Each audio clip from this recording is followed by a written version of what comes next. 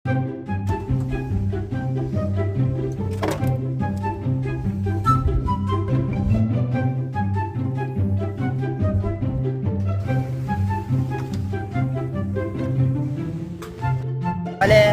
nagpas na tayo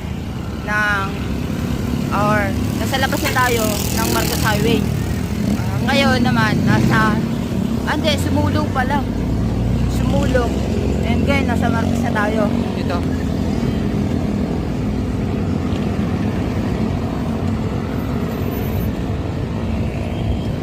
Kung tinatanong nyo kung bakit ahon yung tinitira ko, wala lang. Climber ako eh. Bakit ba? Nakaraan, timberland. Ngayon, gusto-gusto.